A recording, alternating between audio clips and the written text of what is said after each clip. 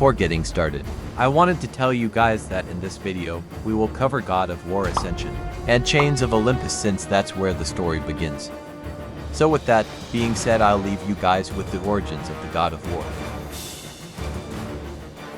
In this game we play as Kratos, a general of the Spartan army, whose job was to conquer and destroy other civilizations.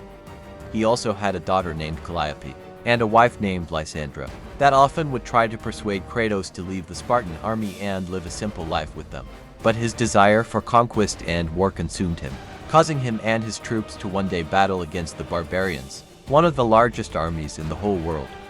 The Spartans and the barbarians battled for hours, but at the end the barbarians were victorious. Kratos, being the only one left alive, summons Ares, the god of war, and offers his life and loyalty in exchange of killing his enemies. Ares agrees to this and kills all the barbarians, then gives Kratos the Blades of Chaos, which from now on will be his weapons and the symbol of their deal. After Kratos becomes loyal to Ares, he sends Kratos to various villages to assassinate the people and burn their homes. In one of those villages he kills all the people hiding inside a temple, only to find out that he had killed both his wife and daughter. Kratos meets an oracle and curses him to now carry the ashes of his wife and daughter for the rest of his life. Soon after, Ares contacts with Kratos and tells him that he did this in order to separate him from any relationship that he had and turn him into the perfect warrior. Kratos swears revenge and breaks his deal with the god, but it's not that simple. When a deal with the god breaks, deities of betrayal arrive, called the Furies, and capture whoever has broken the deal. In this case, Kratos is captured and then tortured physically and mentally. Kratos manages to free himself and escape. He then meets Orcos, a fury that helps Kratos in various times, tells him that the only way he can get out of the place where he's been held is by killing all Furies, including him. So Kratos, being a reasonable man, deals with the Furies.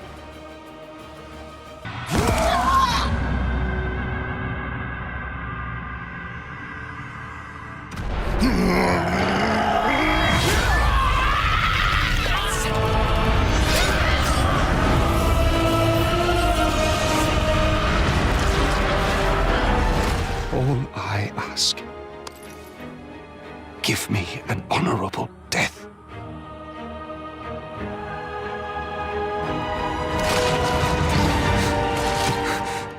Kratos is now free, so he returns to Sparta, where for 5 years he completes missions sent by the gods, promising him that one day they will erase his pain and nightmares from the death of his family. Soon after, Athena contacts with Kratos, giving him the new mission to rescue Helios, the god of the sun, which apparently has been captured, and without his presence the sun will never rise, and there will always be darkness around the world. Kratos, without any other choice, goes to Helios' castle and meets his sister, Eos, which tells him that he was captured by the Titan Atlas, because many years ago there was a battle between gods and titans, where the gods came victorious and many titans after the war were imprisoned and enslaved. So with this information, Kratos goes to the Tartarus, where all souls are judged after death and also where most of the titans have been imprisoned. Kratos arrives, then from the distance he sees his daughter. He then rushes to her, but on his way he is interrupted by Persephone, the queen of the underworld, and tells him that the only way he can reunite with her is by giving up his weapons and powers. Kratos accepts and hugs his daughter. But as soon as this happens, Persephone tells Kratos that she freed Atlas, and she is planning to take revenge on the gods because she was forced to marry Hades, the king of the underworld. So with the power of Helios she will destroy the pillar that holds the Olympus and the human world. Kratos decides to leave his daughter once again, and retrieves his powers, killing all the innocent people that remain there. Kratos follows Persephone, and spots Atlas using Helios' power, destroying the pillar, with a limited amount of time. Kratos battles Persephone, for the first and last time.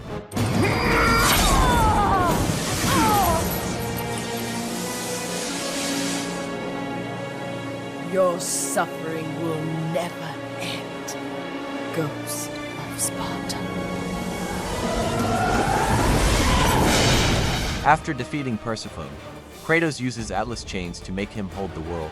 Then they have a brief conversation, where Atlas warns Kratos of the gods betraying him when he's no longer needed. Kratos knows this, but all he wants from the gods is that they keep their promise. Kratos then takes Helios back to the surface. On the way, Kratos, very exhausted, collapses in the air. and right before he was about to hit the floor is rescued by the gods, knowing that he will still be useful in the future, and of course, he will seek revenge later on.